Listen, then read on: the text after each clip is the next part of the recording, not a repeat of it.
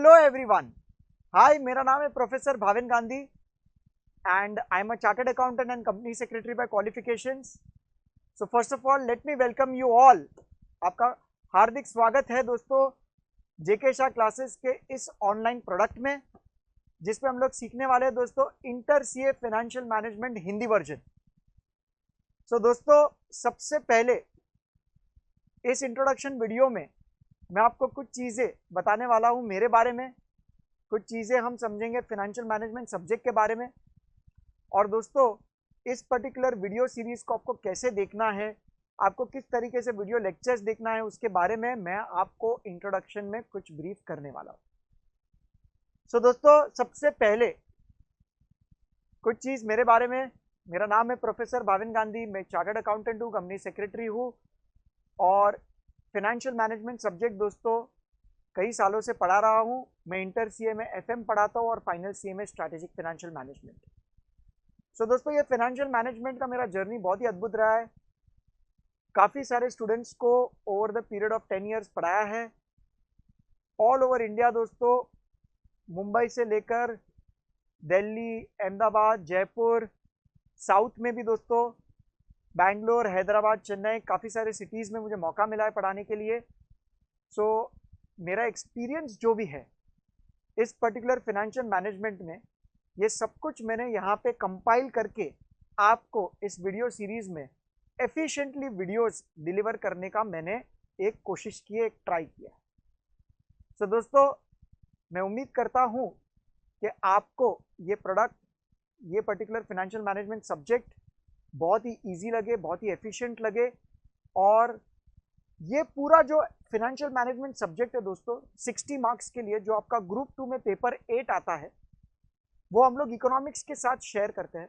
जैसे आपको पता होगा group 2 paper 8 A and 8 B, 8 A है आपका फाइनेंशियल मैनेजमेंट, 8 बी है आपका इकोनॉमिक्स। आपका एफएम 60 मार्क्स के लिए आता है।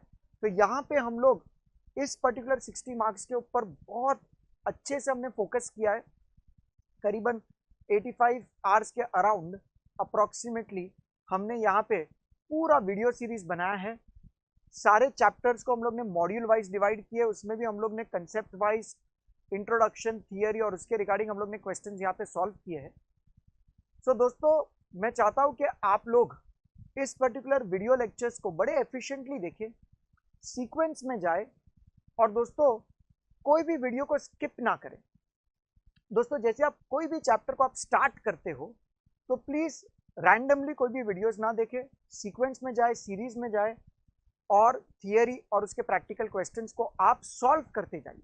सो जैसे मैं यहाँ पे स्क्रीन पे क्वेश्चंस को सॉल्व कर रहा हूँ, उसी तरह दोस्तों आपको भी आपके नोटबुक्स में उस क्वेश्चंस को सॉल्व करना है। सिर्फ वीडियोस को दोस्तों देखना नहीं, सॉल्व करते रहना है।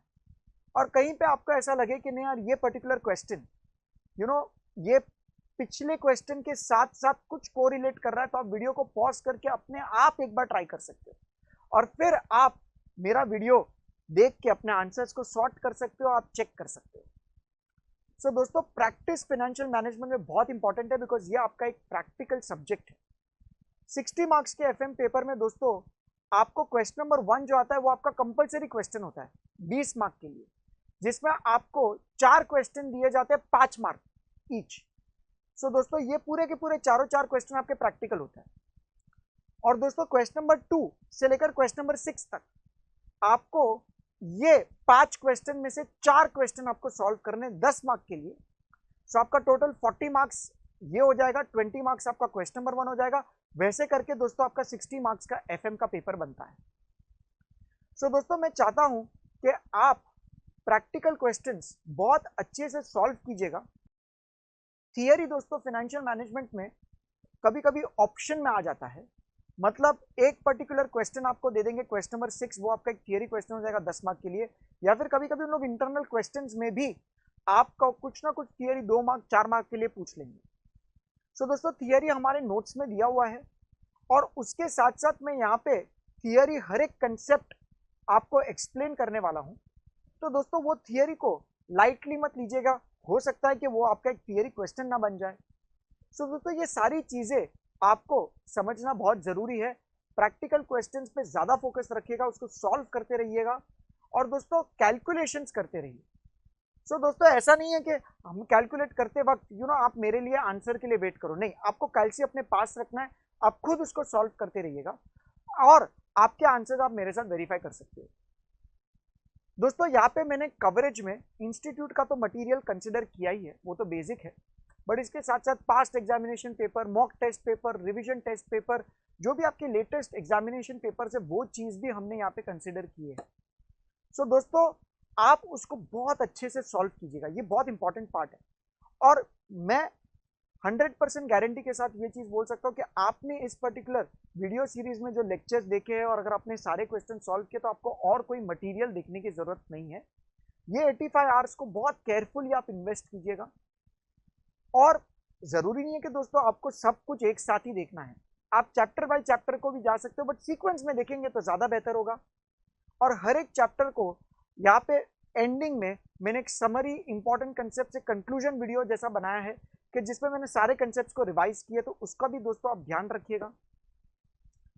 Also at the same time दोस्तों इंपॉर्टेंट पार्ट क्या है कि यहाँ पे इंस्टीट्यूट का मटेरियल तो आपको देखना ही है, बट उसके साथ साथ यहाँ पे मैंने इंस्टीट्यूट के क्वेश्चंस को भी कंसिडर किया, मतलब आप स्टडी मॉड्यूल नहीं भी खोलोगे तो भी चलेगा, सिर्फ आप चाहो तो कुछ पार्ट का क्वेश्चंस अगर आपको वेरीफाई करने हैं या फिर अगर आपको कुछ थियरी पढ़ना है तो उसके लिए आपने इंस्टीट्यूट का स्टडी मॉड्यूल देख लिया तो वो अलग बात होगी। बट दोस्तों इतना पार्ट इतना सफिशिएंट है आपको 60 में से 60 लाने के लिए। हमारा डे 1 से ऑब्जेक्टिव यही है, हमारा डे 1 से फोकस यही है कि फाइनेंशियल मैनेजमेंट में दोस्तों आपका 60 में से 60 लाना है, बस यही हमारी ऑब्जेक्टिव है। सो दोस्तों उसके लिए जो जो चीज होनी चाहिए वो सब कुछ मैंने यहाँ वीडियोज के अंदर कंसिडर कर लिया है। सो एक्सपीरियंस दोस्तों आपका वीडियोस देखते वक्त बहुत ही बेहतरीन होने वाला है। आप प्लीज मेरे इंस्ट्रक्शंस को फॉलो करते रहिएगा, टाइम बाय टाइम मैं जो भी आपको कंसेप्ट पढ़ा रहा हूँ उसको ध्यान से देखते रहिएगा। ऐसा मत कीजिए कि आज फॉर एग्जांपल कोई थियरी वीडियो आपने देख लिया और प्रैक्टिकल क्वेश्चन 2 दिन के बाद देखोगे, ऐसा मत कीजिएगा।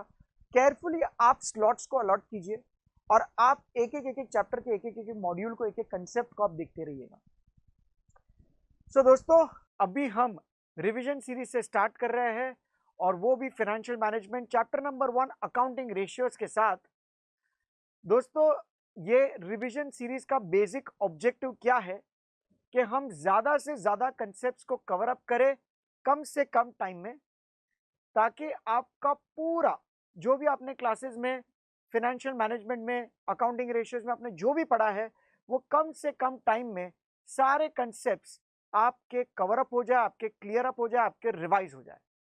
दोस्तों ये रिवीजन सीरीज में हम लोग कोई भी क्वेश्चंस को यहाँ पे सॉल्व नहीं करने वाले हैं, बट ये सारे क्वेश्चंस हम एक बार गो थ्रू करेंगे, रिवाइज करेंगे और उसके रिलेटेड जो भी कंसेप्ट्स है दोस्तों वो कंसेप्ट्स को हम 100% और ज्यादा कॉन्क्रीट करेंगे और ज्यादा क्लियर अप करेंगे।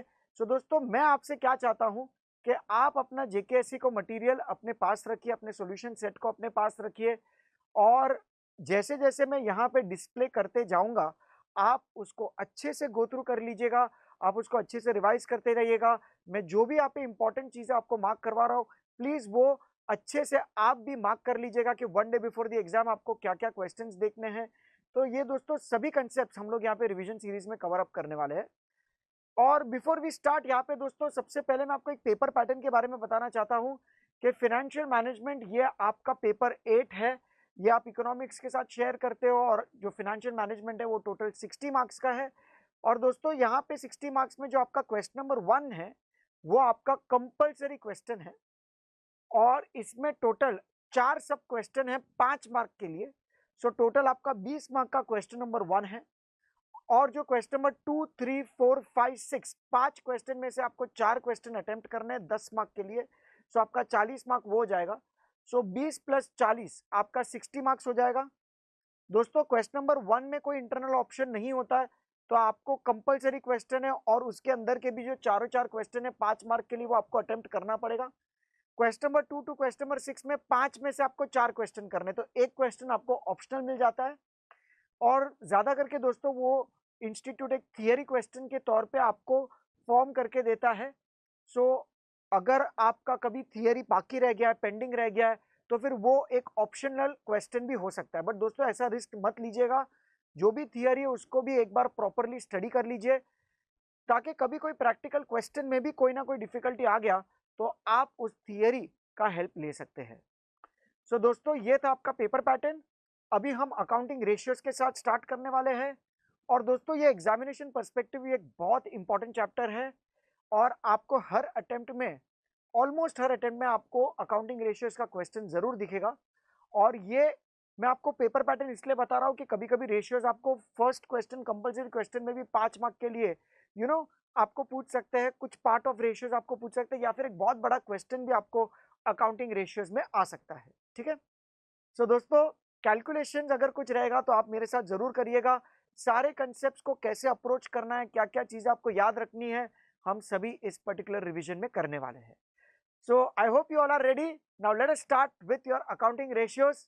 सबसे पहले रेशियो का बेसिक मीनिंग क्या है कि हम लोग रिलेशनशिप डेवलप करते हैं टू और मोर वेरिएबल्स का, ताकि हम एक मीनिंगफुल रिजल्ट लेके आए। सो अगर आप कोई भी कंपनी का फाइनेंशियल स्टेटमेंट्स देखेंगे तो सिर्फ ग्रॉस प्रॉफिट या नेट प्रॉफिट या सेल्स के बेसिस पे आपको जजमेंट नहीं ले सकते हो। इसलिए हम रिलेशनशिप क्रिएट करते हैं टू और मोर वेरिएबल्स का, कि जैसे ग्रॉस प्रॉफिट और सेल्स का, नेट प्रॉफिट और सेल्स का, एसेट्स और सेल्स का, हम वो बेसिस पे हम लोग यहाँ पे एक रिलेशनशिप डेवलप करते हैं, ताकि हम जजमेंट कर सके, हम एनालिसिस कर सके कि कौन से पर्टिकुलर कंपनी में इन्वेस्ट करना चाहिए। दोस्तों अकाउंटिंग रेशियोज बेसिकली ये चैप्टर 3 भागों में डिवाइडेड है। फर्स्ट टाइप इज कि जब भी आपको फाइनेंशियल स्टेटमेंट्स दिया जाएगा, आपके पास इनकम स्टेटमेंट, बैलेंस शीट वगैरह होगा, और आपको फाइनेंशियल स्टेटमेंट्स की मदद से आपको रेशियोज बनाने हैं। सेकेंड जो टाइप है, आपको रेशियोज दिया जाएगा और आपको रेशियोज के बेसिस पे फाइनेंशियल स्टेटमेंट्स बनाने हैं। और दोस्तों जो थर्ड टाइप होगा वो आपका analysis and interpretation of ratios होगा। तो आपको रेशियोज कैलकुलेट ही केवल नहीं करना है, आपको उसके साथ साथ उसका इंटरप्रिटेशन भी करना है। सो दोस्तों यहाँ पे हम लोग तीन टाइप रिवाइज करेंगे। But I hope first of all आपके दिमाग में एटलीस्ट ये पॉइंट क्लियर है कि ये 3 टाइप में से कोई भी एक क्वेश्चन आ सकता है। ओके, अभी जैसे कि यहाँ पे आप स्कोप में देख सकते हो कि you can calculate ratios from given financial statements, prepare financial statements and interpretation of results। दोस्तों इन ऑल टोटल 3 टाइप के रेशियोज है, बट यहाँ पे 3+1 हम लोग 4 टाइप के रेशियोज अंडरस्टैंड करेंगे। आपका balance sheet ratios, PNL ratios, mixed ratios and some other important ratios. So दोस्तों ये सम अदर इंपॉर्टेंट रेशियोज को ऑप्शन में मत रखिएगा, ये भी आपको बहुत अच्छे से रिवाइज करना है। बैलेंस शीट रेशियो को बैलेंस शीट रेशियो क्यों कहा जाता है? जैसे आप सभी लोग जानते हो कि उसका न्यूमरेटर डिनोमिनेटर दोनों बैलेंस शीट से आता है।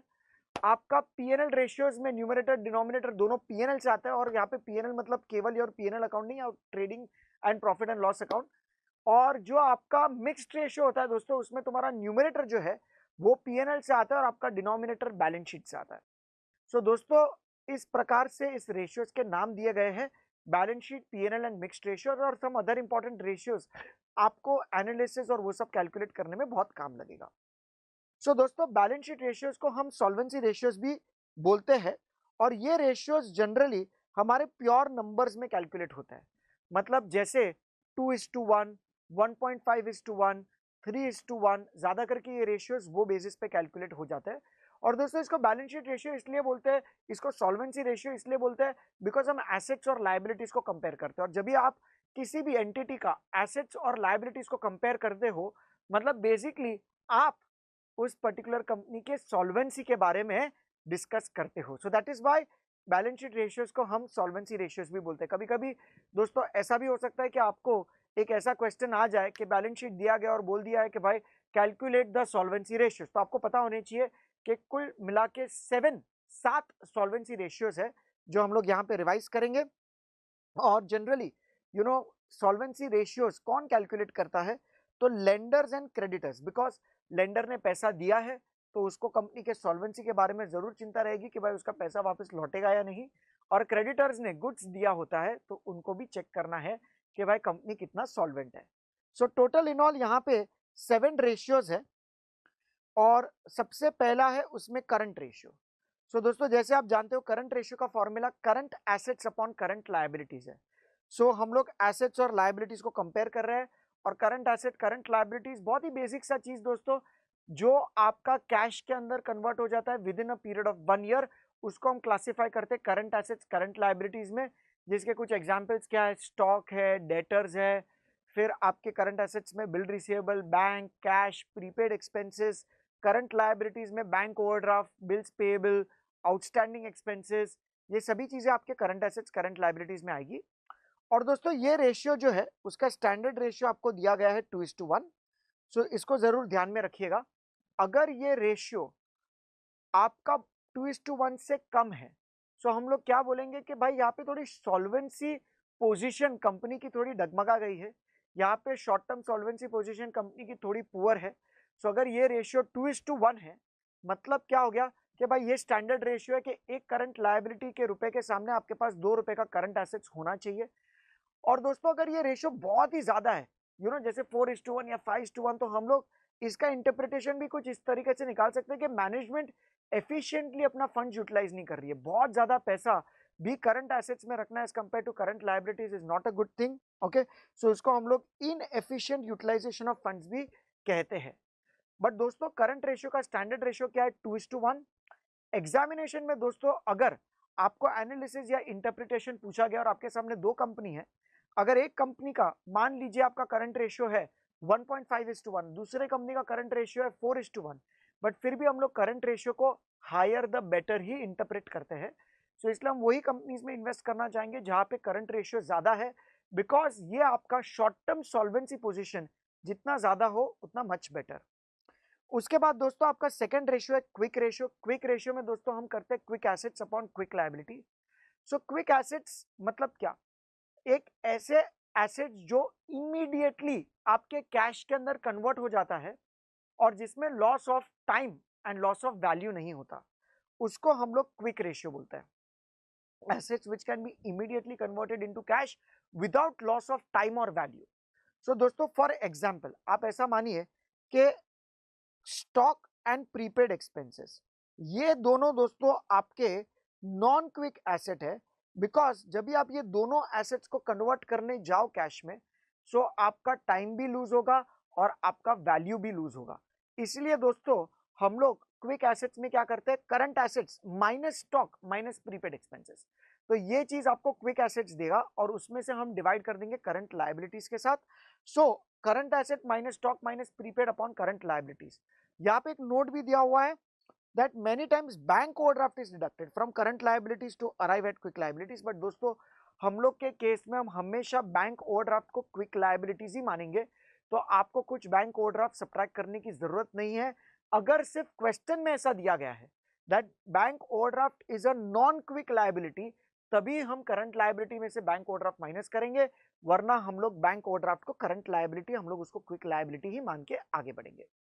सो दोस्तों ये रेशियो में फाइनली आपको क्या करना है? करंट एसेट में से दो नॉन क्विक एसेट्स को निकाल देना, स्टॉक और प्रीपेड, और उसको हम डिवाइड कर देंगे करंट लायबिलिटी के साथ, ताकि हमें पता चले कि इमीडिएटली में कैश में क्या कन्वर्ट हो सकता है, और इसको हम लोग इमीडिएट सॉल्वेंसी पोजीशन भी बोलते हैं। और दोस्तों इसका स्टैंडर्ड रेशियो है 1:1। उसी तरह दोस्तों फिर हमारे पास नेक्स्ट रेशियो है जिसका नाम है super quick ratio. Super quick ratio मतलब अपने पास कितना लिक्विडिटी अवेलेबल है, इसीलिए इसका दूसरा नाम है एब्सोल्यूट लिक्विडिटी रेशियो या कैश रिजर्वर रेशियो। ये सब डिफरेंट डिफरेंट नाम्स है। और दोस्तों यहाँ पे भी आपका जो भी कैश रहेगा या फिर पैसा बैंक में पड़ा है या फिर जो भी आपका मार्केटेबल सिक्योरिटीज है, हम लोग उस चीज को डिवाइड करेंगे करंट लायबिलिटी के साथ।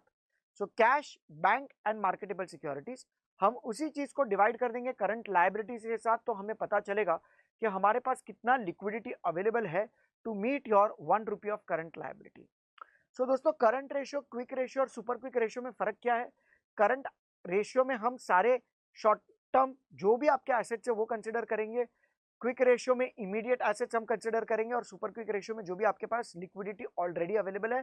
तीनों तीन रेशियो दोस्तों should be higher the better. फिर दोस्तों आपके पास है stock to working capital ratio. ये रेशियो से क्या पता लगता है कि हमारा कितना अमाउंट ऑफ स्टॉक ब्लॉक्ड है वर्किंग कैपिटल में, यह हमें पता लगता है stock to working capital ratio में। और दोस्तों ये stock to working capital ratio का फॉर्मूला है closing stock upon working capital. अभी जैसे आप सभी लोग जानते हैं कि working capital is nothing but current assets minus current liabilities, और करंट एसेट्स में one of the item is your stock. Okay, तो मान लीजिए कि आपका वर्किंग कैपिटल है 1,00,000 रुपया और दोस्तों आपने स्टॉक में इन्वेस्ट कर रखा है 80,000 रुपीज। तो इसका मतलब क्या हुआ कि आपका stock to working capital ratio हो गया 0.8:1, मतलब 1 रुपए के वर्किंग कैपिटल में अपना 80 पैसा ब्लॉक्ड है in the form of stock.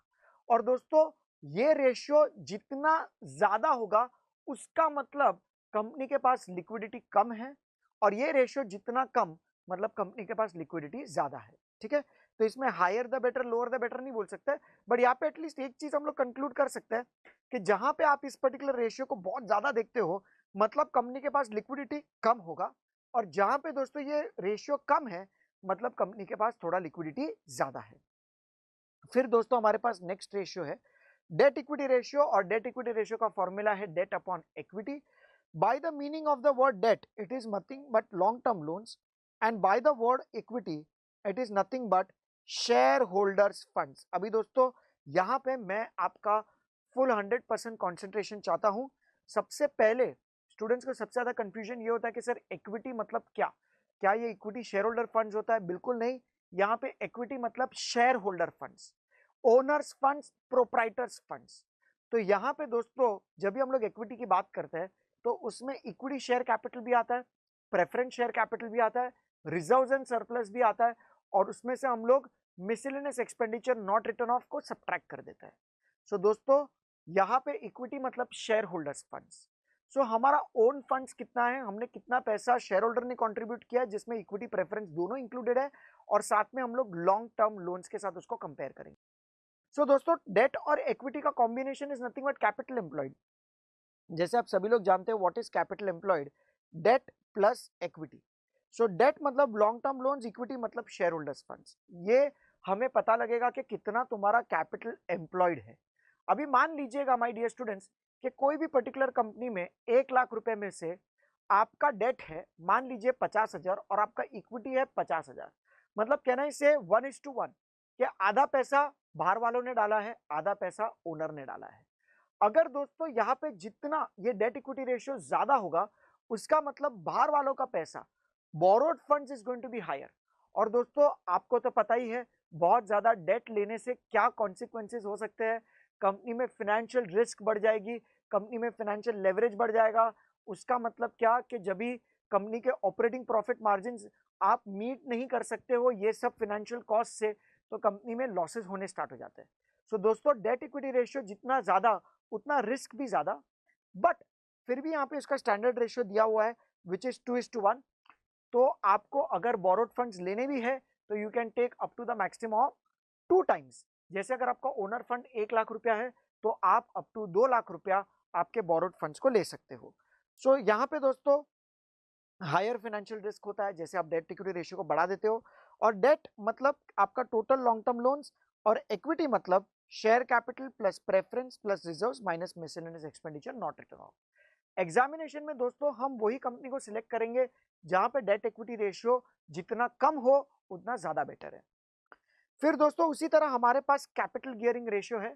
Word gearing का मतलब होता है दोस्तों रिस्क। याद रखिएगा कि जितना तुम्हारा कैपिटल गियरिंग रेशियो ज्यादा उतना तुम्हारा रिस्क ज्यादा। बिकॉज कैपिटल गियरिंग रेशियो किस चीज को दर्शाता है, क्या आपने कितने पैसे लिए हैं फ्रॉम फिक्स्ड इनकम सिक्योरिटीज और आपके कितने पैसे लिए हैं from non fixed income securities. जैसे मान लीजिए कि आप कंपनी के सीएफओ हो और आपने डिबेंचर भी इश्यू करे, आपने प्रेफरेंस शेयर भी इश्यू करे और आपने इक्विटी शेयर भी इश्यू करे। सो गाइस आपने ज्यादा फंड्स आपके लिए हैं with the help of debenture holders, preference share holders, तो आपको कंपलसरी हर साल उनको फिक्स्ड कमिटमेंट देना ही पड़ेगा। सो दोस्तों जितना तुम्हारा ये कैपिटल गियरिंग रेशियो ज्यादा उसका मतलब आपने फिक्स्ड कमिटमेंट वाले सोर्सेज से फंड ज्यादा लिए हैं, और दोस्तों वो थोड़ा रिस्की हो जाता है बिजनेस के लिए बिकॉज आपको कंपलसरी उतना तो कमाना ही पड़ेगा एज कंपेयर टू कोई ऐसी कंपनी के जिसमें उन्होंने डिबेंचर या प्रेफरेंस शेयर होल्डर से पैसा ना लेते हुए इक्विटी शेयर होल्डर से पैसा लिया है। सो ताकि रिसेशन के टाइम पे अगर उन लोग कुछ पैसा कमा भी नहीं सके फिर भी चलेगा बिकॉज किसी को फिक्स्ड पेमेंट नहीं देना है। सो दोस्तों यहाँ पे आपको देखना है कि भाई फिक्स्ड पेमेंट वाले सोर्सेस कितने divide by non fixed income bearing. So इसलिए यहाँ पे हम लोग डेट और प्रेफरेंस शेयर को ऐड कर देते हैं न्यूमरेटर में और डिवाइड कर देते हैं इक्विटी शेयर होल्डर फंड से। दोस्तों यहाँ पे याद रखिएगा इक्विटी शेयर होल्डर्स फंड्स है, मतलब आपका equity share capital plus reserves minus miscellaneous expenditure आएगा। और यहाँ पे जो दोस्तों आपका इक्विटी था वो था आपका शेयर होल्डर्स फंड्स। सो यहाँ पे हम वही चीज चेक करते हैं कि कितना फंड्स हमने फिक्स्ड इनकम बेयरिंग सिक्योरिटी से लिया था और कितना non fixed income bearing security से। ये रेशियो जितना ज्यादा उतना कंपनी में रिस्क एलिमेंट भी ज्यादा। फिर दोस्तों आपका लास्ट रेशियो जो सॉल्वेंसी रेशियो में है वो है आपका प्रोप्राइटरी रेशियो। और प्रोप्राइटरी रेशियो से हमें क्या पता लगता है कि proprietors funds upon total assets. तो हमारे जो बैलेंस शीट में जो भी टोटल एसेट्स है उसमें से कितना फाइनेंसिंग प्रोप्राइटर ने किया है और कितना बाहर वालों ने किया है, ये रेशियो से पता लग जाता है। मतलब जैसे कि फॉर एग्जांपल मेरे पास बैलेंस शीट एसेट साइड पे टोटल एसेट्स है 10 लाख रुपए और मेरा प्रोप्राइटर्स फंड है 6 लाख। सो कैन आई से 60% ऑफ माई टोटल एसेट्स, 60% मेरा टोटल एसेट्स फाइनेंस हो रहा है मेरा प्रोप्राइटर्स फंड से और 40% मेरा फाइनेंस हो रहा है बोरोड फंड से।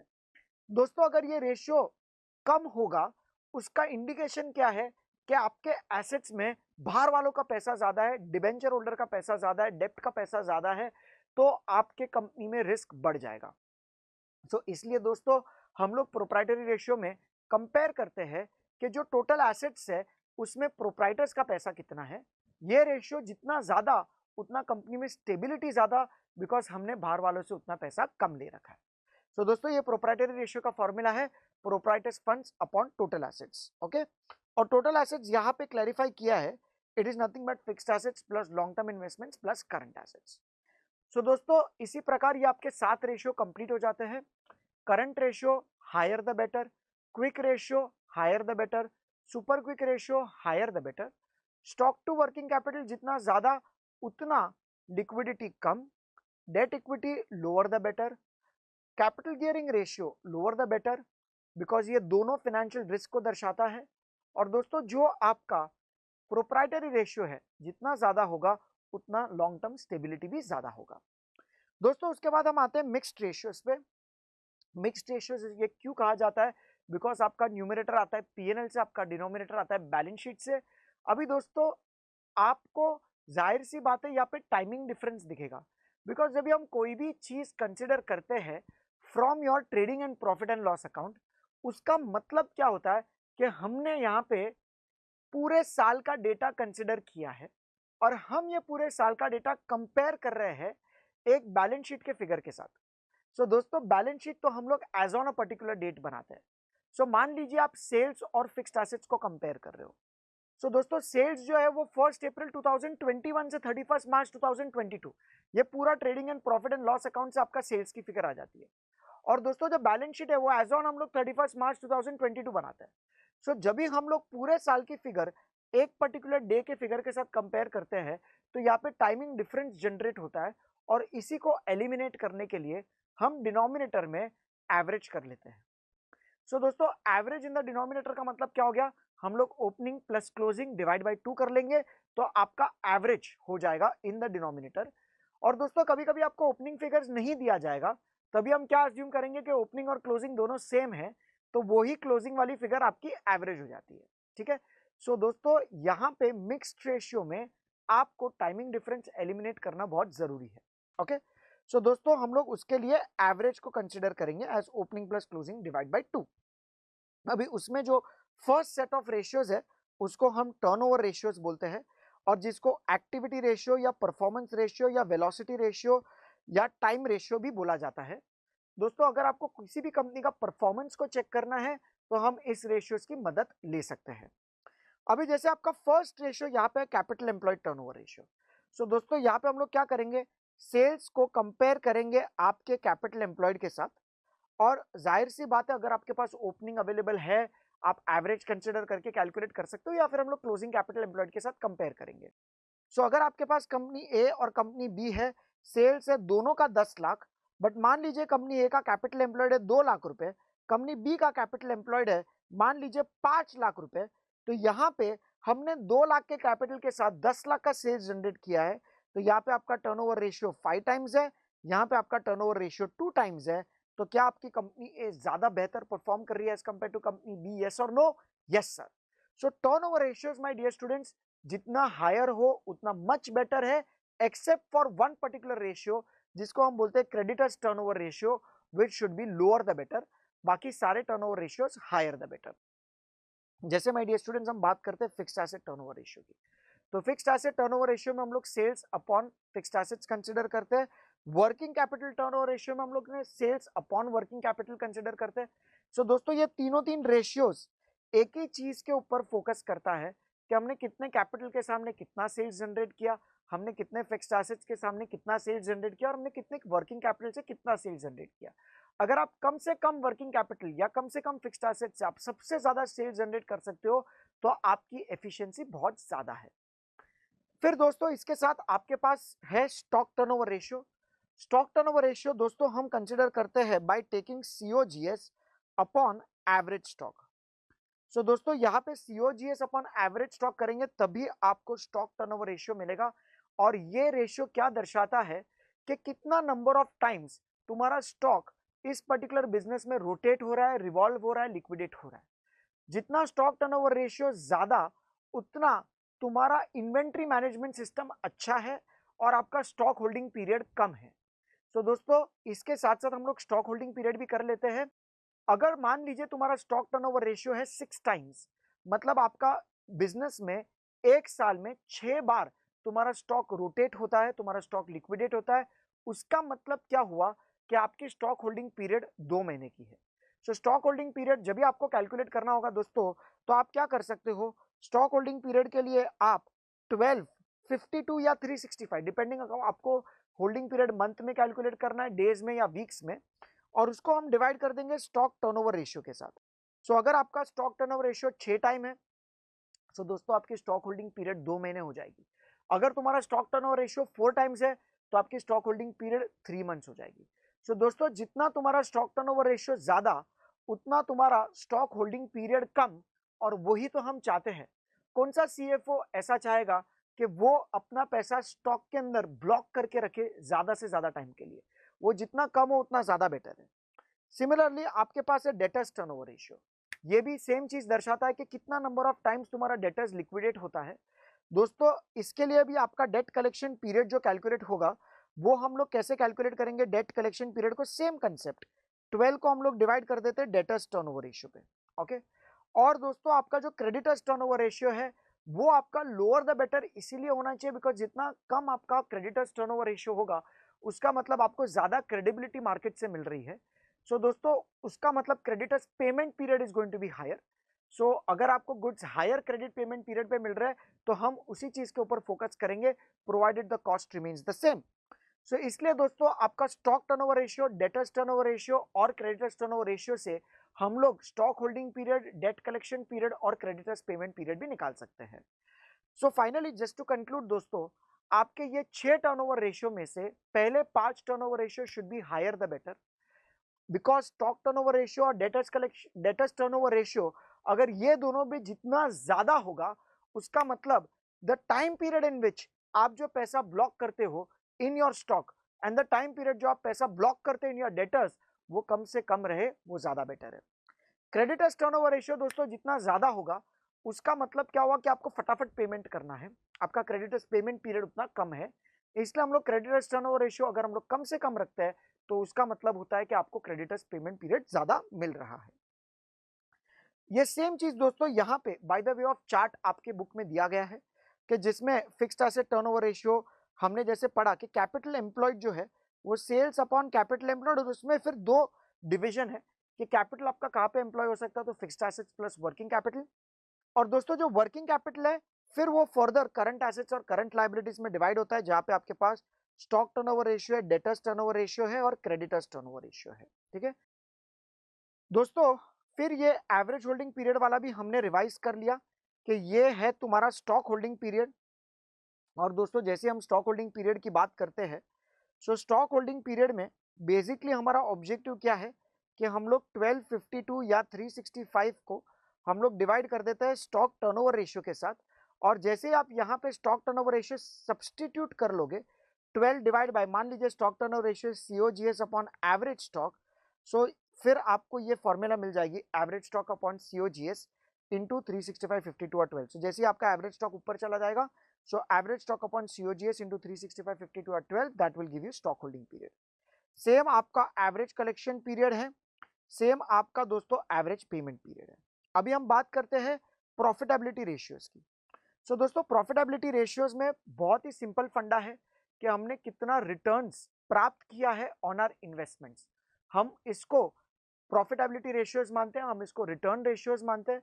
सो दोस्तों यहाँ पे हमारे टोटल 4 रिटर्न रेशियोज है। आपका फर्स्ट रिटर्न रेशियोज है आपका रिटर्न ऑन कैपिटल एम्प्लॉयड। सो दोस्तों रिटर्न ऑन कैपिटल एम्प्लॉयड में हम क्या करेंगे, EBIT upon capital employed into 100। हम देखेंगे कि कितना ऑपरेटिंग प्रॉफिट जनरेट हो पाता है on the capital which is employed. अभी दोस्तों कभी कभी आपको क्वेश्चन में ऐसा भी पूछ सकते हैं, calculate return on capital employed post tax. अगर दोस्तों पोस्ट टैक्स वर्डिंग्स दिया है तभी हम लोग EBIT into 1 minus tax upon capital employed into 100 करेंगे, वरना हमारे लिए return on capital employed is EBIT upon capital employed into 100। उसी तरह दोस्तों जैसे हम return on share holders funds करते हैं, सो अभी कैपिटल एम्प्लॉयड में डेट इक्विटी दोनों आता है, सो हम लोग डेट पार्ट को निकाल देते हैं। अभी हम केवल बात कर रहे हैं शेयर होल्डर्स फंड्स की। सो ऑब्वियसली EBIT को भी हम लोग कंपेयर नहीं कर सकते, हमें नेट प्रॉफिट्स आफ्टर टैक्स लेना है, उसको हम डिवाइड कर देंगे share holders funds into 100। Similarly आपके पास है रिटर्न ऑन इक्विटी। इसमें दोस्तों इक्विटी का मतलब होता है इक्विटी शेयर होल्डर फंड्स। दोस्तों अभी कंफ्यूज मत हो जाइएगा, डेट इक्विटी में जो इक्विटी था that was your share holders funds, return on equity में जो इक्विटी है वो है आपका इक्विटी शेयर होल्डर्स फंड्स, जिसमें हम लोग न्यूमरेटर में कंसिडर करेंगे net profit for equity share holders, divide that by equity share holders funds into 100। सो इसी तरह आपका return on equity share holders funds भी कैलकुलेट हो जाएगा। और दोस्तों फिर आपके पास है return on equity share capital. Return on equity share capital में हम लोग एनपैट माइनस प्रेफरेंस डिविडेंड करेंगे तो हमें net profit for equity share holders मिलेगा, और उसको हमें डिवाइड करना पड़ेगा इक्विटी शेयर कैपिटल के साथ। सो दोस्तों आप डिफरेंस देखिएगा कि return on equity share holders funds में डिनोमिनेटर में इक्विटी शेयर होल्डर्स फंड्स था, मतलब equity share capital plus reserves minus miscellaneous expenditure not return of. और यहां पे अगर हम देखेंगे तो केवल इक्विटी शेयर कैपिटल है, तो यहाँ पे दोस्तों आपका रिजर्व एंड सरप्लस आने वाला नहीं है। ये सभी रिटर्न रेशियोज जो भी कंपनीज में आप इन्वेस्ट करोगे, it should always be higher the better. फिर दोस्तों हम बात करते हैं प्रॉफिट एंड लॉस रेशियोज की। अभी ये भी दोस्तों बहुत ही सिंपल रेशियोज है। यहां पे हमारा बेसिक ऑब्जेक्टिव है कि हमें सब कुछ कंपेयर करना है हमारे सेल्स के साथ। सो दोस्तों जब भी हम बात कर रहे हैं ग्रॉस प्रॉफिट रेशियो की, जैसे आप सभी लोग जानते हो gross profit ratio is gross profit upon sales into 100। फिर दोस्तों net profit ratio net profits upon sales into 100। So net profits मतलब आपका नेट प्रॉफिट आफ्टर टैक्स। उसी तरह दोस्तों जब भी हम बात करते हैं ऑपरेटिंग प्रॉफिट रेशियो की, तो हम लोग EBIT अपॉन सेल्स इंटू 100 करते हैं।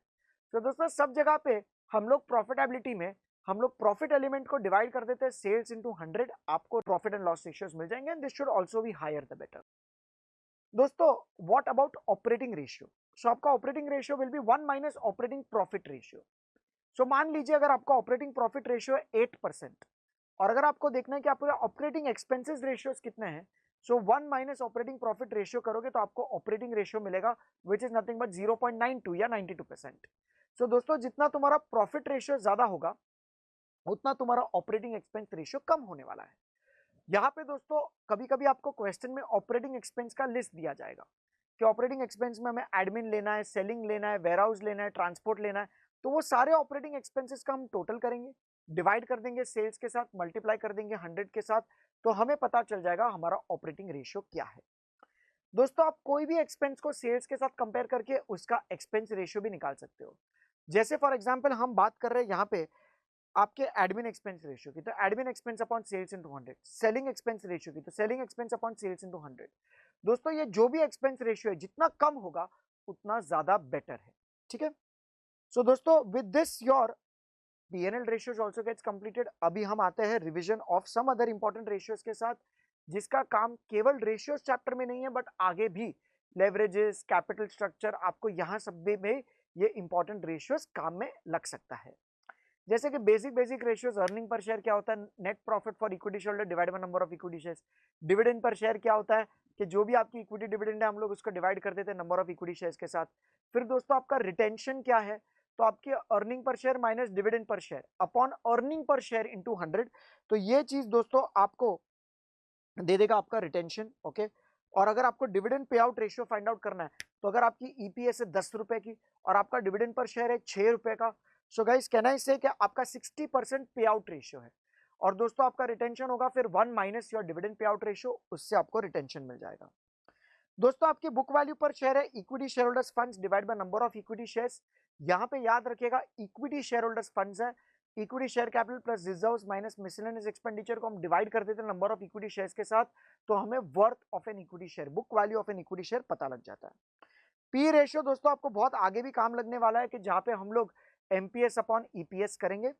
और अगर आपके पास क्वेश्चन में कभी कभी पी रेशियो दिया हुआ था, तो पी रेशियो इंटू ईपीएस करके हम लोग मार्केट प्राइस को भी आइडेंटिफाई कर सकते हैं।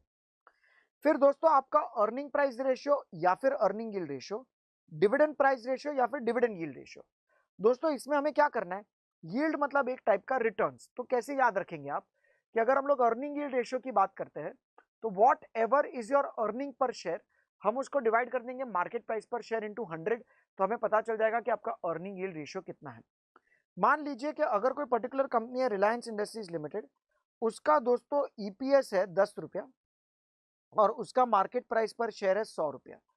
सो कहना इसे आपका ये पर्टिकुलर रेशियो होगा 10%। उसी तरह दोस्तों डिविडेंड यील्ड रेशियो में हम लोग हमारे यील्ड या रिटर्न्स को डिविडेंड कंसिडर करेंगे और उसको हम लोग करंट मार्केट प्राइस के साथ मल्टीप्लाई करके इंटू 100 करेंगे, तो आपको ये यील्ड रेशियोज मिल जाएंगे। फिर दोस्तों आपके पास है इंटरेस्ट कवरेज रेशियो। इससे क्या पता लगता है कि आपका कितना number of times interest cover हो रहा है फ्रॉम दी ऑपरेटिंग प्रॉफिट्स। सो हम लोग क्या करेंगे, ईबीआईटी अपॉन इंटरेस्ट, बिकॉज आपकी इंटरेस्ट ईबीआईटी से पे की जाती है, तो हम लोग ईबीआईटी अपॉन इंटरेस्ट कंसिडर करेंगे। ये रेशियो जितना ज्यादा होगा उसका मतलब होता है कि रिस्क उतना कम है, आप ज्यादा नंबर ऑफ टाइम्स को इंटरेस्ट को कवर अप कर रहे हो, सो रिस्क ऑफ डिफॉल्ट कम हो जाता है। सो अगर आपका ईबीआईटी मान लीजिए 10 लाख रुपया है और आपका इंटरेस्ट है 1 लाख रुपए, सो गाइज वो 10 लाख डिवाइड बाय 1 लाख, सो आपका इंटरेस्ट कवर अप हो रहा है 10 टाइम्स। और अगर कोई दूसरी कंपनी है जिसमें ईबीआईटी है 5 लाख और उसका इंटरेस्ट है 1 लाख, तो आपका इंटरेस्ट कवर अप हो रहा है 5 टाइम्स। तो रिस्क कहां पे कम है, सो जहां पे तुम्हारा कवरेज रेशियो ज्यादा होगा। Same thing applies for preference dividend coverage ratio, जिसमें आपको एनपैट अपॉन प्रेफरेंस डिविडेंड आपको करना है। डेट सर्विस कवरेज रेशियो दोस्तों यहां पे भी आपको NPAT plus depreciation plus amortisation plus interest, so आपको पता लगेगा कि आपके पास कितना फंड्स अवेलेबल है जिससे आप आपकी लोन की रिपेमेंट कर सकते हो, जिसमें आपके पास एनुअल इंस्टॉलमेंट ऑफ लोन है which is nothing but principal plus interest. Because जब भी हम बैंक को लोन रिपे करते हैं तो केवल इंटरेस्ट नहीं करते, प्रिंसिपल प्लस इंटरेस्ट दोनों मिला के करते हैं। सो ये कवरेज रेशियो जो है दोस्तों तीनों तीन, this should always be higher the better. फिर यील्ड्स भी जितना ज्यादा हो उतना ज्यादा बेटर है। फिर दोस्तों पी रेशियो जितना ज्यादा उसका मतलब होता है कि willingness of equity share holder ज्यादा है। दोस्तों जितना डिविडेंड पे आउट रेशियो ज्यादा उतना तुम्हारा रिटेंशन कम। सो ये सभी चीजें दोस्तों आपका सम अदर इंपॉर्टेंट रेशियोज में कवर अप हो जाता है। अभी दोस्तों हम स्टार्ट करते हैं इसके प्रैक्टिकल क्वेश्चंस के साथ। ओके, सो फटाफट से अभी हम रिवाइज कर लेते हैं कि आपके प्रैक्टिकल क्वेश्चंस में क्या चीजें हैं, क्या क्या रेशियोज है, क्वेश्चन को कैसे अप्रोच किया जाता है, one day before the exam हम क्या क्या चीजों को के ऊपर फोकस करना चाहिए। ठीक है, सो जैसे ये जो आपका फर्स्ट क्वेश्चन हमने करा था क्लास वर्क सेक्शन में, इसमें आपके पास बैलेंस शीट अवेलेबल है और आपको दोस्तों रेशियोज निकालने हैं। बहुत ही मासूम सा सवाल दोस्तों, यहाँ पे जैसे हमने डिस्कस किया ये सारे रेशियोज क्या है, current ratio, current asset upon current liability, liquid ratio को हम लोग यहाँ पे क्विक रेशियो भी बोलते हैं, एसिड टेस्ट रेशियो भी बोलते हैं, ये सब दोस्तों डिफरेंट डिफरेंट नेम्स है। फिर stock to working capital ratio दिया है, stock upon working capital, capital gearing ratio, कितना तुम्हारा फिक्स्ड इनकम बेरिंग सिक्योरिटीज से आपने पैसा लिया है divide by non fixed income bearing securities. फिर दोस्तों आपके पास है स्टॉक टर्नओवर रेशियो, जिसमें हम लोग सीओजीएस अपॉन एवरेज स्टॉक करते हैं। और दोस्तों आपका डेटर्स टर्नओवर रेशियो और आपके पास डेट कलेक्शन पीरियड भी पूछा गया है। दोस्तों याद रखिएगा जब भी ऐसा कोई भी टाइप का क्वेश्चन आता है, सबसे पहले आप आइडेंटिफाई कर लीजिए कि आपके करंट एसेट्स करंट लायबिलिटीज क्या क्या है। तो फिक्स्ड एसेट्स को छोड़ के यहाँ पे सारे आपके करंट एसेट्स है। यहाँ पे दोस्तों क्रेडिटर्स एंड बैंक ओवरड्राफ्ट आपकी करंट लायबिलिटी है। क्विक रेशियो के टाइम पे दोस्तों हम लोग यहाँ पे स्टॉक और प्रीपेड एक्सपेंस को माइनस कर देंगे, बट बल्कि हम लोग बैंक ओवरड्राफ्ट को माइनस नहीं करेंगे, हम लोग इसको क्विक लायबिलिटी ही मानेंगे, तो इसलिए हम लोग उसको माइनस नहीं करने वाले हैं। कोई नोट भी यहाँ पे नहीं दिया हुआ है। उसके बाद दोस्तों स्टॉक टू वर्किंग कैपिटल में जैसे आपने करंट एसेट करंट लायबिलिटीज को आइडेंटिफाई किया है तो वो दोनों को सब्ट्रैक्ट करेंगे, आपको वर्किंग कैपिटल मिल जाएगा। और आपका यहाँ पे stock to working capital ratio easily identifiable है। स्टॉक में आपको यहाँ पे क्लोजिंग स्टॉक लेना है। दोस्तों आपका जो कैपिटल गियरिंग रेशियो है उससे आपको पता चलेगा कि आपका फिक्स्ड इनकम बेरिंग सिक्योरिटीज क्या है। जैसे आपके पास 12% प्रेफरेंस शेयर कैपिटल है, 14% डिबेंचर्स है। ये दोनों सोर्सेस कुछ ऐसे हैं जहां पे आपको कंपलसरी फिक्स्ड ऑब्लिगेशन बेयर करना है और उसको हम डिवाइड कर देंगे आपके इक्विटी शेयर होल्डर फंड्स के साथ। सो दोस्तों आपका equity share holder fund is equity share capital plus ये जो भी रिजर्व्स है माइनस आपकी miscellaneous expenditure not return of, वो बल्कि ये पर्टिकुलर क्वेश्चन में अवेलेबल नहीं है, तो आपका कैपिटल गियरिंग रेशियो निकल जाएगा। स्टॉक टर्नओवर रेशियो में दोस्तों आइडेंटिफाई कीजिए कि क्या यहाँ पे आपके पास ओपनिंग स्टॉक है या नहीं। तो बिल्कुल अवेलेबल है, आपके पास ओपनिंग स्टॉक है 1,20,000 और आपके पास क्लोजिंग स्टॉक है 3,80,000। सो डेफिनेटली आप एवरेज कर सकते हो, तो आपका एवरेज स्टॉक के साथ आपका डिनोमिनेटर आ जाएगा। डेटर्स टर्नओवर रेशियो में दोस्तों आपके पास ओपनिंग डेटर्स अवेलेबल है, तो वी आर वेरी लक्की, हम लोग एवरेज डेटर्स को कंसिडर कर सकते हैं इन द डिनोमिनेटर। बट याद रखिएगा क्रेडिट सेल्स लेना है, कोई भी इंफॉर्मेशन अगर क्वेश्चन में नहीं दिया होता है तो हम लोग ऑल सेल्स को क्रेडिट सेल्स ही वैसे भी मानते हैं। So on the base of credit sales will take into consideration. Gross profit ratio इसलिए दिया गया है ताकि आप सेल्स माइनस जीपी करोगे आपको सीओजीएस मिल जाएगा। कलेक्शन पीरियड में दोस्तों यहाँ पे बोला नहीं गया कि आपको मंथ्स में करना है, डेज में करना है कि वीक्स में करना है। सो इंस्टीट्यूट जब भी कोई भी इंफॉर्मेशन नहीं मेंशन किया जाता है तभी हम लोग डेज में करते हैं और हम लोग 365 डेज को अज्यूम करके कर सकते हो। अगर दोस्तों आपने 360 डेज लेके भी किया है तो गलत नहीं है, बट नीचे नोट जरूर लिख लीजिएगा कि it is assume that there are 360 days in a year. Alternatively हम लोग 365 डेज को भी कंसिडर कर सकते हैं। दोस्तों इसी से आपका ये फर्स्ट क्वेश्चन कंप्लीट हो जाता है। अभी सेकंड क्वेश्चन में आपको क्या दिया गया है, that the following information relates to X limited for the year ended 31 March 20। आपके पास दोस्तों वर्किंग कैपिटल है, fixed assets to proprietors funds है।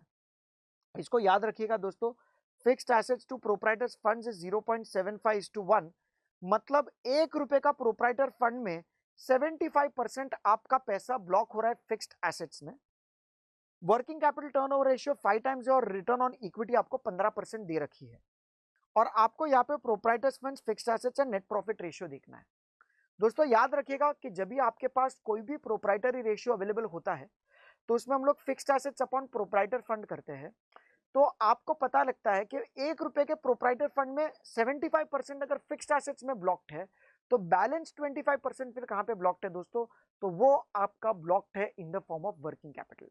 सो दोस्तों ये 0.25 हम लोग वर्किंग कैपिटल मानेंगे, तो इसका मतलब आपके पास नेट वर्किंग कैपिटल का अमाउंट अवेलेबल है 12 लाख रुपीज। सो दोस्तों फिर हम लोग ग्रॉस अप करके फाइंड आउट कर लेंगे कि आपका प्रोप्राइटर फंड कैसे है। सो आप एक इक्वेशन बना सकते हो समथिंग लाइक दिस, कि आपका जो भी प्रोप्राइटर्स फंड्स है that is nothing but fixed assets plus working capital.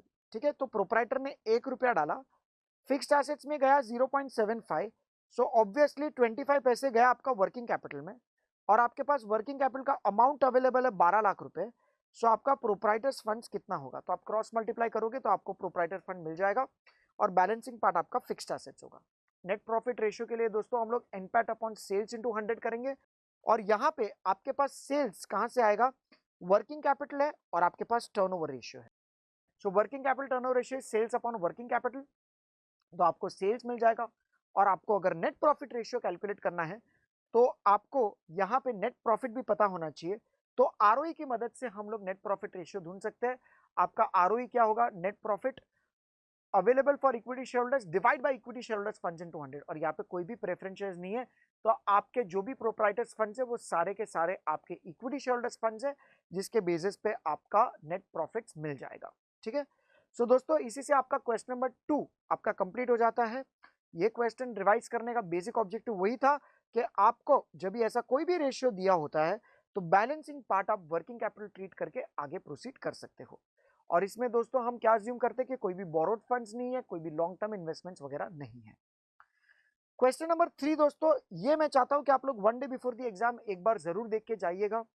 यहां पे आपके पास बैलेंस शीट दे रखी है और आपको एक नई बैलेंस शीट बनानी है, न्यू बैलेंस शीट आपको बनाना है, और आपको साथ में प्रॉफिट एंड लॉस अकाउंट भी बनाना है। सो दोस्तों हम लोग इसी बैलेंस शीट का बेस लेके हम लोग नया P&L account and balance sheet बनाएंगे। और जैसे कि आप लोग क्वेश्चन में देख सकते हो कि आपके पास existing share capital, P&L, liabilities, land and building, plant and machinery, ये आपका अक्यूमुलेटेड डिप्रिसिएशन दिया हुआ है, स्टॉक, रिसीवेबल, बैंक, ये सारे के सारे आपके करंट एसेट्स हैं।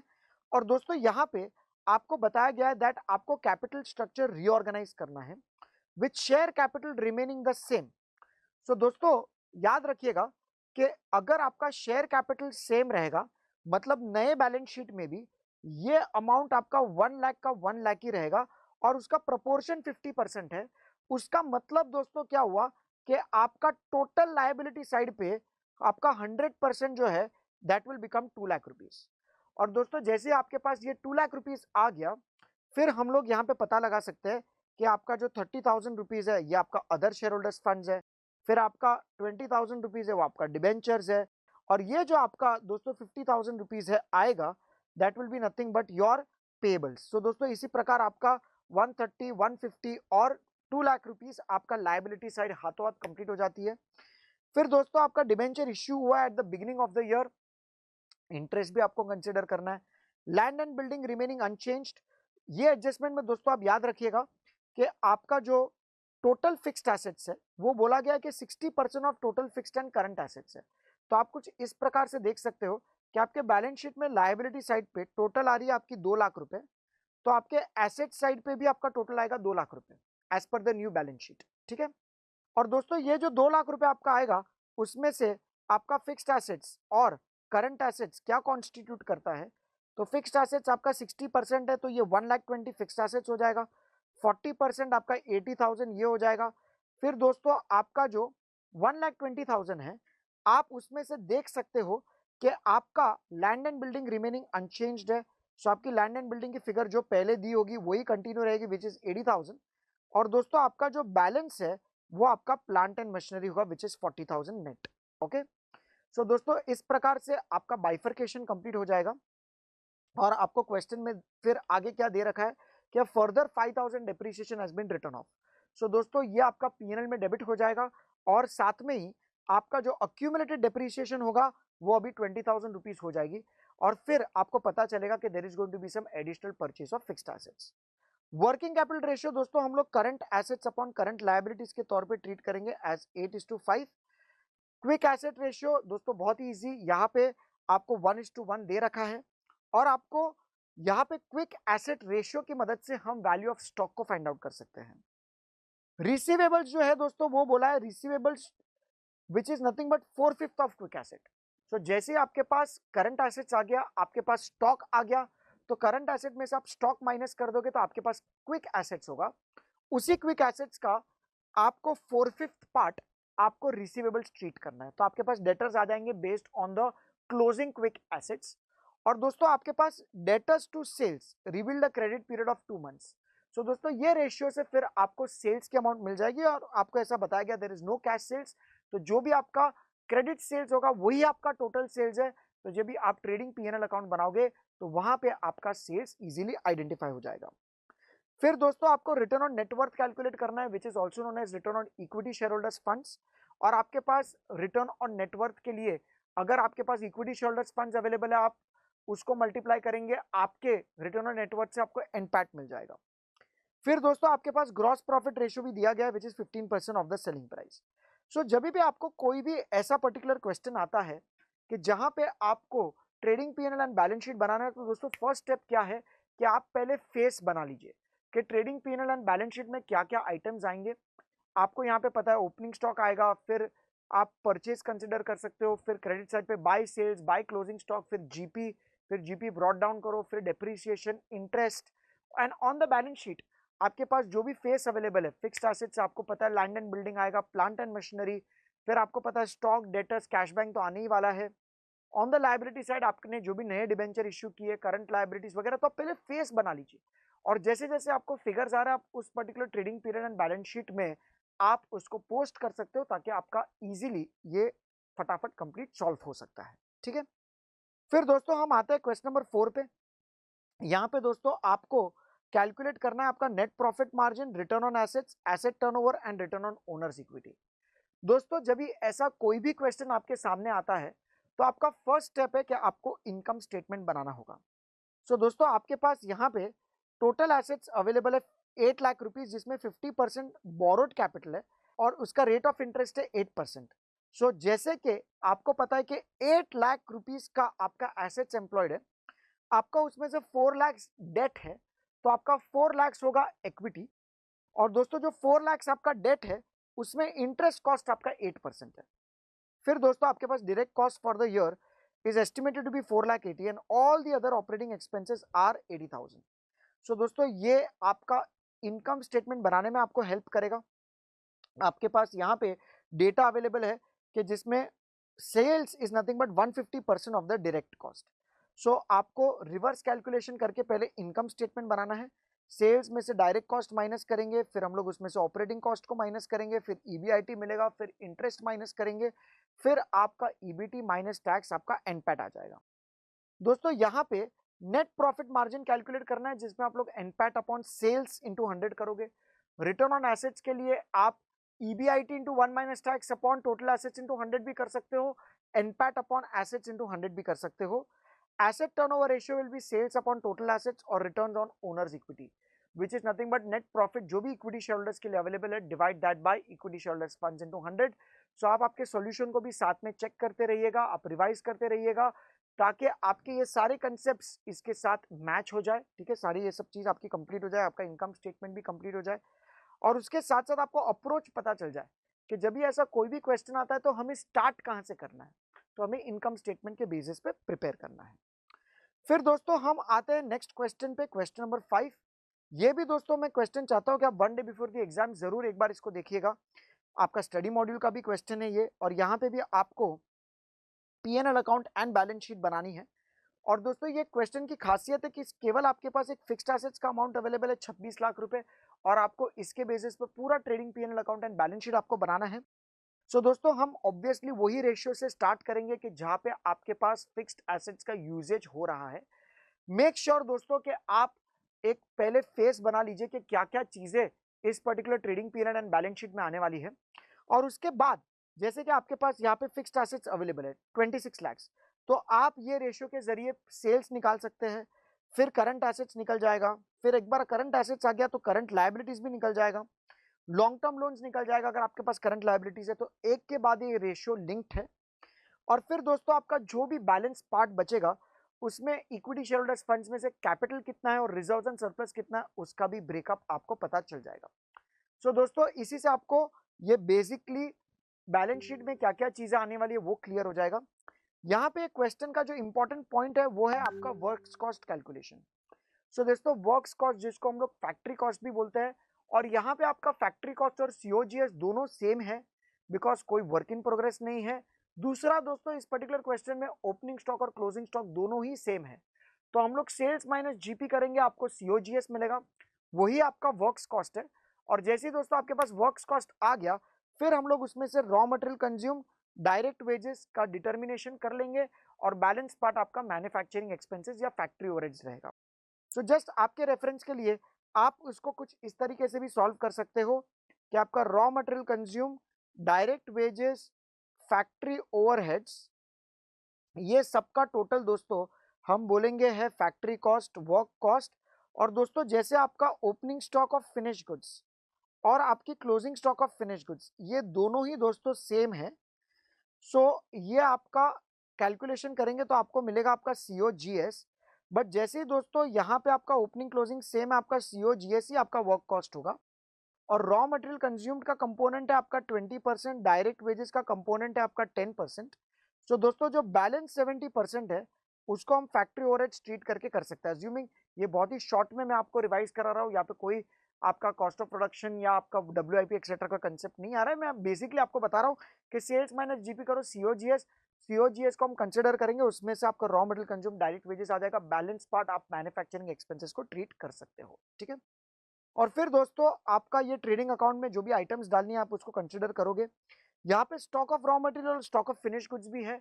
याद रखिएगा कि बैलेंस शीट के एसेट साइड पे जब भी आप करंट एसेट्स में स्टॉक लिखेंगे तो केवल स्टॉक ऑफ फिनिश गुड्स नहीं लिखना है, stock of raw material, stock of finish goods, debtors and balancing part will be your cash bank, तो वो हिसाब से आपको कैलकुलेट करना है। फिर दोस्तों हम लोग आते हैं नेक्स्ट क्वेश्चन पे। ये क्वेश्चन में भी दोस्तों आपको ऑपरेटिंग एक्सपेंसेस ढूंढना है और आपको बैलेंस शीट बनाना है और आपके पास फॉर्मेट रेडीली अवेलेबल है।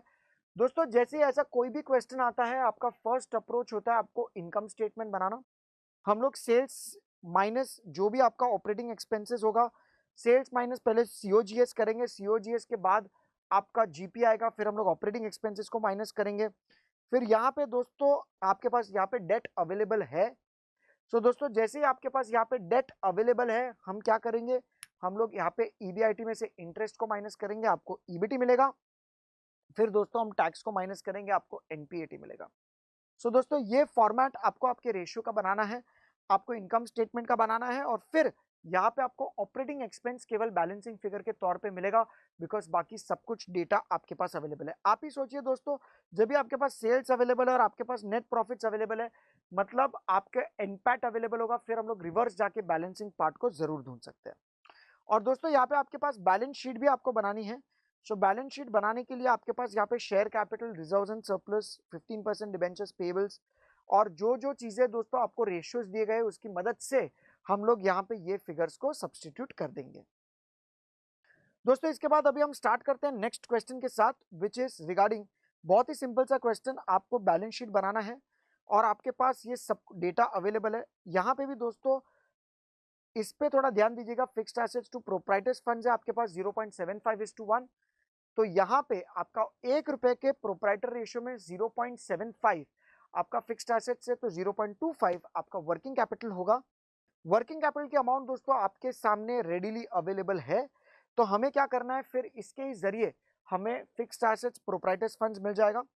यहाँ पे दोस्तों करंट रेशियो और क्विक रेशियो भी दिया गया है, ताकि आप आपके बैलेंस शीट को बहुत इजीली ड्राफ्ट कर सको। दोस्तों क्वेश्चन नंबर 8 में सेम कंसेप्ट एप्लीकेबल हियर, और यहाँ पे भी दोस्तों आपका केवल याद रखिएगा कि डेट में लॉन्ग टर्म लोन्स भी है और करंट लोन्स भी है। So that is why current debt भी है और लॉन्ग टर्म लोन्स भी है, और बेसिकली आपका बैलेंस शीट में यहाँ पे कोई भी रिजर्व्स एंड सरप्लस नहीं है, केवल इक्विटी शेयर कैपिटल आएगा।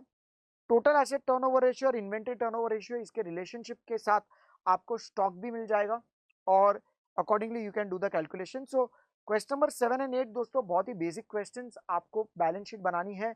सो हम लोग रेशियोज की मदद से फॉर्मेट बना के बैलेंस शीट को प्रिपेयर कर सकते हैं। क्वेश्चन नंबर 9 दोस्तों मैं चाहूंगा आप 1 डे बिफोर द एग्जाम इसको जरूर देखिएगा।